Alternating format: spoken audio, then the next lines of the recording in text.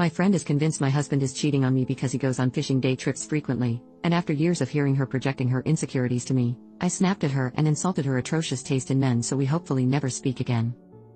For context, I, 31F, have been with my husband J, 34M, for 10 years.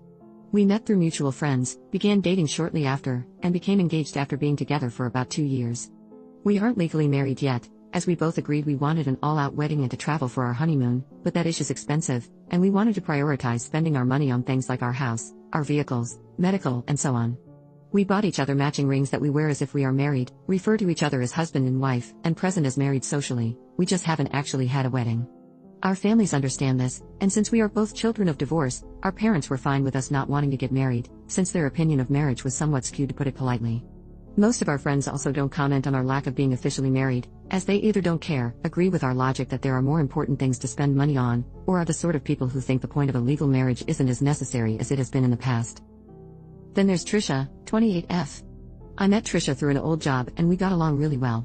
We enjoyed the same music, food, and had similar opinions on things like movies, books, and clothes. Trisha is a lovely person, and I do genuinely enjoy her friendship, but she occasionally goes through these odd phases where she analyzes the behavior of the men in our social circle. She will present her theories to us ladies based on things like social media posts, odd behavior she says she noticed during group barbecues or beach trips, things like that. While I have no problem calling out potential shitty behavior in a friend, the things she deems suspicious don't really hold water in my opinion. For example, she's never quite let go of considering a male friend gay, and her evidence is that he's a bit of a perpetual bachelor. According to him, his bachelor status is because he's holding out for a girl who doesn't mind his transient lifestyle as a man who has to travel a lot for work and would want to join him rather than wait around at home, but according to Trisha, he must be having gay dalliances across the country and refuses to tell us, even though many in our friend group are gay, out of the closet, and even bring their partners to social events. Then there's my sweet Jay. Jay has never been a very physically affectionate person, and he is likely autistic, but isn't interested in having a formal diagnosis.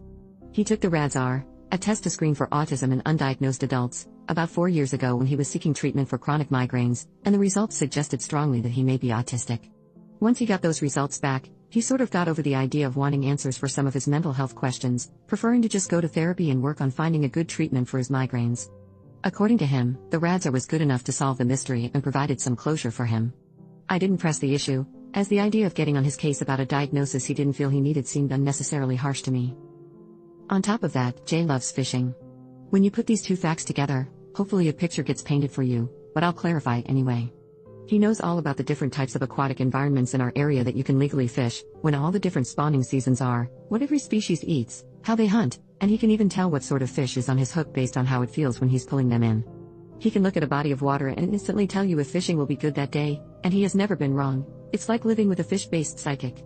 Since I am an avid lover of seafood, his fishing and pursuit of fish-centric knowledge has only been a boon to me. I can express interest in wanting a fish dinner on Monday morning, and that night, he will bring home and cook up enough fish for us to eat like royalty. He's even excited to catch fish to make into fertilizer for my new rose bushes, since he feels confident he will be able to pull up the perfect food for my new roses. The suspicious activity, according to Trisha, is that he often goes on spur-of-the-moment fishing trips by himself, and can sometimes be gone for hours. He will randomly stand up, say something like "alright, fishin' time," and give me a kiss before he hits the road.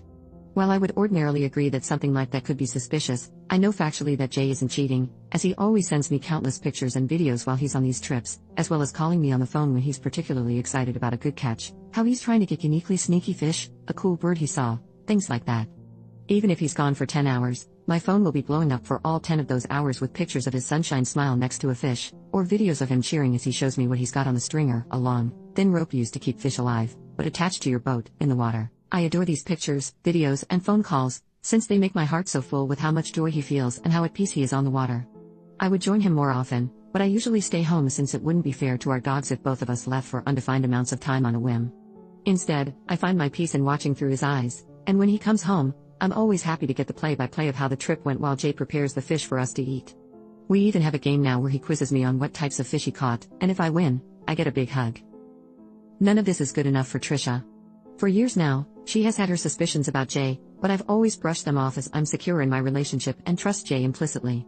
When Trisha first brought her theory to me, I brought it up to Jay, who was genuinely hurt and asked if I shared in her suspicions and wanted him to go fishing less. I told him no, but that I felt he deserved to know what Trisha was telling people about him. He understood and was willing to let sleeping dogs lie.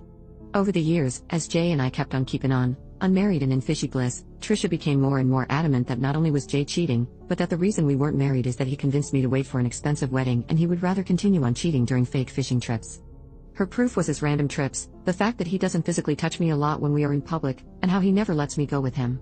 Countless times, I have shown her the giant folder of fishing pictures and videos in my phone, call logs showing how often we're in communication, and told her that I didn't need to have him grabbing on me or dangling off of me in public to feel secure with him.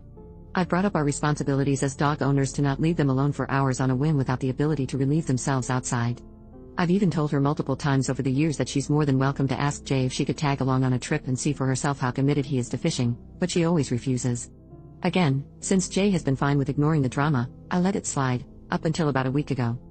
Jay was talking about going on a day-long fishing trip with two of our friends, Vince and Maria, who are married, as they had expressed interest in going and saw the trip as a sort of blend between a staycation and a chartered boat trip.